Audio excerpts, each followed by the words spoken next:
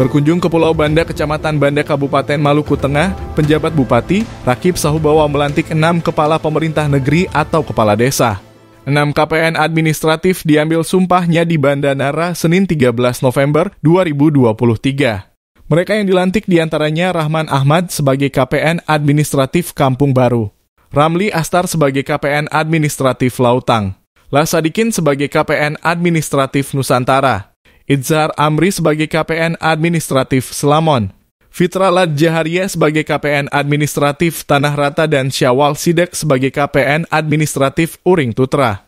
Selain KPN yang dilantik, di waktu yang sama, Sahubawa juga melantik Wa'aline dan Hairun Sahmad masing-masing sebagai penjabat KPN Merdeka dan Pulau Ai.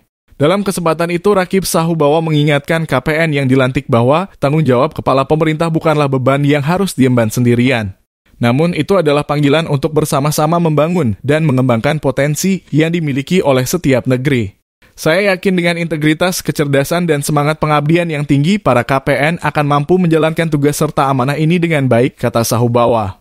Sejalan dengan itu diketahui bahwa negeri-negeri di Kecamatan Banda ini memiliki berbagai potensi, baik dari segi sumber daya alam, kearifan lokal, maupun sumber daya manusianya. Dengan sinergi dan kerjasama yang baik antara pemerintah negeri, tokoh masyarakat, dan seluruh warga, kami yakin akan terwujud kualitas penyelenggaraan pemerintahan desa yang baik demi peningkatan kesejahteraan masyarakat, imbuhnya.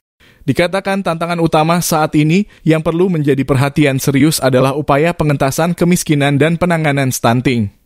Penuntasan tantangan ini memerlukan mobilisasi berbagai potensi yang ada, di mana kepala pemerintah negeri selaku ujung tombak penyelenggaraan pemerintahan harus mengambil peran strategis dan tampil di garda terdepan harapnya.